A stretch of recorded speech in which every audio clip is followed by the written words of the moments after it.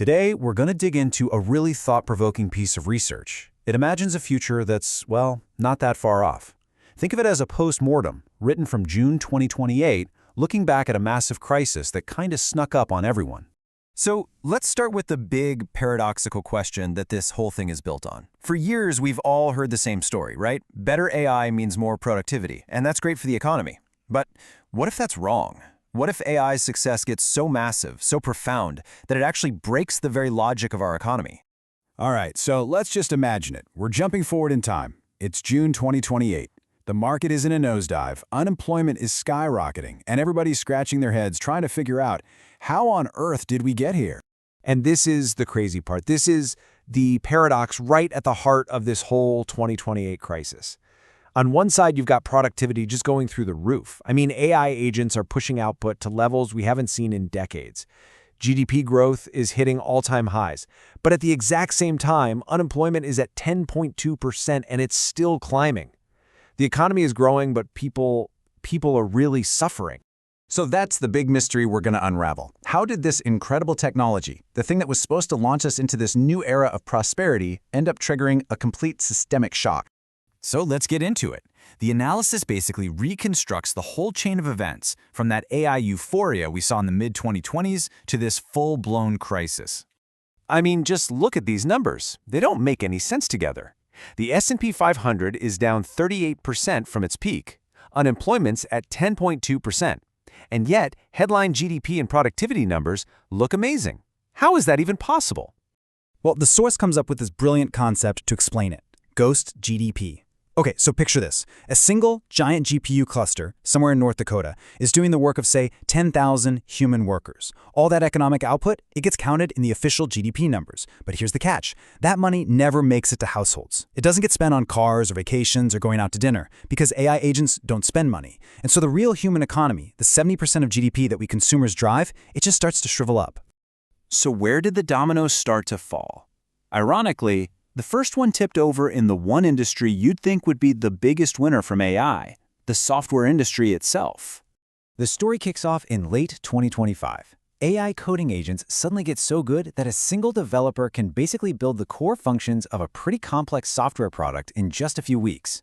So by the middle of 2026, you've got CIOs looking at these $500,000 software contracts and thinking, wait a minute, why don't we just build this ourselves? And then, bam! The real shocker came in the third quarter of 26 when ServiceNow, a company everyone thought was rock solid, announced huge layoffs. That's when Wall Street woke up and realized the threat was real. And this is where we see this really nasty feedback loop kick in. See, this wasn't like past disruptions where old companies just ignored the new tech. Now, here, the companies that were being threatened, they aggressively adopted AI to slash costs and try to survive. They cut human jobs, took the money they saved, and plowed it right back into better AI tools, which of course just made the AI even more powerful and accelerated the very thing that was killing their business model. For any single company, it was a totally rational move, but for the system as a whole, it was absolutely catastrophic. And this destructive logic, it didn't stay contained in the software world for long. It turns out the real vulnerability wasn't just about code. It was about any business that was built on navigating complexity for people, what the source calls friction. All of a sudden, whole industries were on the chopping block. Travel booking sites, insurance companies that relied on you just forgetting to switch plans, tax prep, legal work, basically any job where the value proposition was, hey, I'll do this annoying, complicated thing for you, was getting wiped out by AI agents that find nothing tedious. And this quote from the analysis just hits the nail on the head. It perfectly explains why even industries we thought were safe because of, human relationships, like real estate, were actually super vulnerable. An AI could instantly know more than any human agent, and suddenly that 5 or 6% commission started to look pretty crazy.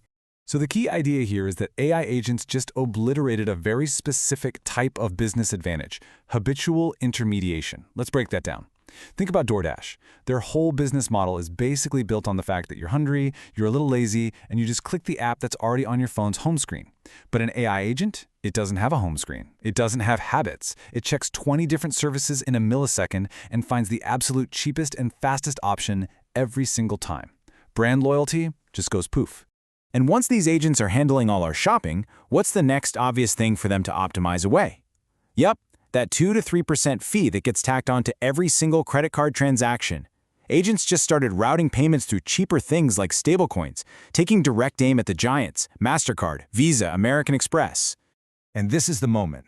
This is when all these separate problems in different sectors started to merge into one big systemic shock. This negative feedback loop, what the source calls the intelligence displacement spiral, began to infect the entire economy. To make this feel real, the source gives this really stark example. A senior product manager making $180,000 a year loses her job. She's forced to downshift into the gig economy, and now she's making just $45,000. Now multiply that story by hundreds of thousands of other white-collar workers, you get this massive economy-wide wage compression as tons of overqualified people flood the service sector. So why was that so incredibly dangerous for the economy? Well, this chart says it all. The top 20% of earners in the US are responsible for about 65% of all consumer spending.